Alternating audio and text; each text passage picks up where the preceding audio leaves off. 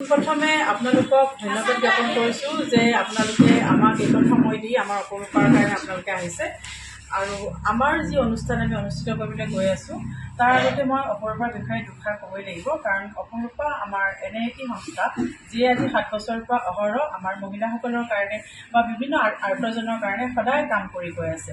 গতিকে এইবাৰ আমি কেঞ্চাৰক আমি বাছি লৈছোঁ আৰু অটিজিমক বাছি লৈছোঁ কাৰণ বিশেষভাৱে তাৰ ওপৰত সজাগতা বা প্ৰতিৰোধৰ ওপৰত কাম কৰিবলৈ আৰু এইখিনি কৰিবলৈ যাওঁতে আমাক বিভিন্ন ধৰণে লোকসকলে সহায় কৰিছে। তাৰ মাজত বিভিন্ন হস্পিটেলবোৰ জড়িত হৈ আছে আৰু আমি এইটোৰ উদ্দেশ্য এইটোৱে যে মানুহে ভাবে যে কেঞ্চাৰ মানে মৃত্যু, কিন্তু আমি এইটো বুজাবলৈ চেষ্টা কৰিছোঁ যে কেঞ্চাৰ মানে কেতিয়াও মৃত্যু হ'ব নোৱাৰে। যদি কেঞ্চাৰৰ লগত আমি যুঁজিব পাৰোঁ, যদি আমাৰ মনোবল যদি দৃঢ় হয়, আত্মবিশ্বাস যদি বহুত থাকে, আমি কেঞ্চাৰকো জয় কৰিব পাৰোঁ।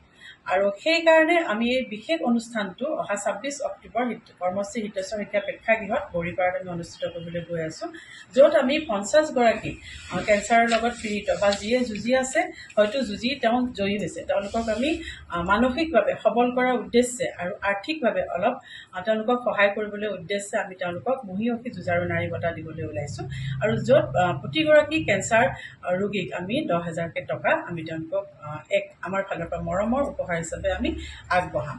আৰু আপোনালোকক জনাবলৈ পাই আমি সুখী হ'ম যে সেই অনুষ্ঠানত আমাৰ মানে ভাৰতৰ তেওঁলোকে খুব ডাঙৰ ডাঙৰ ডক্টৰ কিছুমান আহিব, যিখিনি অনকলজি বা গাইনলজিষ্ট ডিপাৰ্টমেণ্টৰ লগত জড়িত।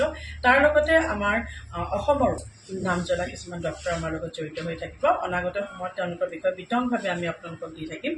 আৰু তাৰ লগতে আমি জনাওঁ যে আমি অটিজিমৰ লগতো ওতঃপ্ৰোতভাৱে জড়িত আৰু অটিজিমৰ ওপৰতো আমি কাম কৰি আছোঁ। কাৰণ আজিকালি এনেকুৱা হৈছে কৰোণাৰ পিছৰ পৰা যে অটিজিম মানে এঘৰ এৰি আন ঘৰতে এক ধৰণৰ অটিজিম দেখা যায় বা অটিষ্টিক চাইল্ড তেনেকুৱা দেখা যায়। গতিকে তেওঁলোকৰ কাৰণে আমি কি কৰিব পাৰোঁ, কেনেকৈ সজাগতা আনিব পাৰোঁ, কেনেকৈ চিনাক্তকৰণ কৰিব পাৰোঁ, তাৰ বিষয়ত আমি সেই অনুষ্ঠানত অৱগত কৰোৱা হ'ব। আৰু লগতে আমি মানে তেওঁলোকৰ কাৰণে 5টা এছেছমেণ্ট আৰু 5টা বেৰা আমি 10জন অটিষ্টিক লোক আমাৰ প্ৰদান কৰা হ'ব। গতিকে এই সকলোখিনি আমাৰ সেই অনুষ্ঠানত হ'ব আৰু এই সকলোখিনিৰ লগতে আমাক উৎসাহিত কৰিবলৈ বলিউডৰ পৰা সংগীতা বিজদানী আহি আছে। কাৰণ তেওঁ যেতিয়া গম পালে যে আমি কেঞ্চাৰৰ ওপৰত কাম কৰি আছোঁ, তেওঁ খুবেই আগ্ৰহী হ'ল। আৰু ৰিচেণ্টলি যিটো আমাৰ অসমত ঘটি গ'ল, আমাৰ জুবিনদাৰ যি মৃত্যু, সেই মৃত্যুটো আচলতে আমাৰ বাহিৰৰ চেলিব্ৰিটিখিনিয়ে আচলতে খুব অসমৰ বিষয়ে বিশেষভাৱে আকৰ্ষিত হৈছে। তেওঁলোকে জানিছে যে শিল্পীক কেনেকৈ আদৰ কৰা যায়, কেনেকৈ মৰম দিব পাৰি। গতিকে তেওঁ ফোনযোগে জনাইছে যে তেওঁৰ অহাৰ উৎসাহ দুগুণে বাঢ়িছে যেতিয়া এইবোৰ তেওঁ দেখিলে যে শিল্পীক আমাৰ মানুহে কেনেকৈ মৰম দিয়ে। আৰু এইখিনিতে আমি এইটো কওঁ যে জুবিনদাৰ স্মৃতিত আমি সেইদিনাখনেই যে আমি আমাৰ যিখিনি অতিথি আহিব বা যিখিনি আমাৰ মাজত ব্যক্তি উপস্থিত হ'ব, তেওঁলোকক আমি ফুল পুলি এটাকে দিম কাৰণ বা গছৰ পুলি এটাকে দিম, কাৰণ তেওঁ গছ খুব ভাল পাইছিলে। আৰু তেওঁৰ লগত গীত গোৱা সেইসকল শিল্পী, তাৰে মাজত 3-4গৰাকীক আমি মাতিম জুবিনদাক বিশেষ শ্ৰদ্ধাঞ্জলি জনাবলৈ। তেওঁলোকৰ লগত জুবিনদাৰ গীত পৰিৱেশন কৰিব। গতিকে সেইটো আমাৰ কাৰণে মানে আমি জুবিনদাৰ প্ৰতি এক শ্ৰদ্ধাঞ্জলি, কাৰণ তেওঁৰ কথা কৈ আমি শেষ কৰিব নোৱাৰোঁ। কিন্তু আৰু তাৰ লগতে আমি এইখিনিও কওঁ যে প্ৰত্যেক বছৰে আমাৰ অপৰূপাৰ মুখপত্ৰ ৰিলিজ হয় আৰু এই বছৰো আমাৰ অপৰূপাৰ মুখপত্ৰ ৰিলিজ হ'ব। আৰু তাতেও আমি থিম কেঞ্চাৰে ৰাখিছোঁ আৰু অটিজিমতে আমি প্ৰাধান্য দিছোঁ। কাৰণ এতিয়া অটিজিম আৰু কেঞ্চাৰ আমাৰ সমাজৰ পৰা আঁতৰ কৰিবলৈ অপৰূপাই এক আপ্ৰাণ চেষ্টা কৰিবলৈ আৰম্ভ কৰিছে। আৰু মই আমাৰ লগত জড়িত থকা মেডেণ্টা হস্পিটেল গুৰগাঁও, নাৰায়ণা দিল্লী আৰু আমাৰ গুৱাহাটী, তেওঁলোকক ধন্যবাদ জ্ঞাপন কৰিছোঁ।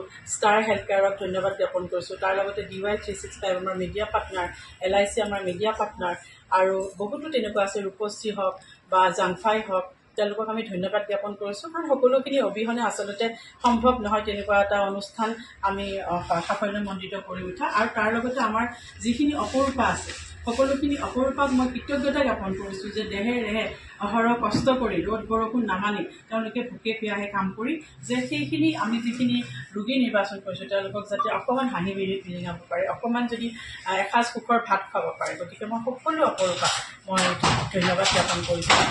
আৰু তাৰ লগতে আমাৰ বিভিন্ন কিছুমান কম্পিটিশ্যন আছে আৰু কম্পিটিশ্যন আমাৰ বহুতকেইটা হ'ব আছে। যিকোনো খবৰৰ বাবে যোগাযোগ কৰক 7099017330 লগতে 7099017110 নম্বৰত।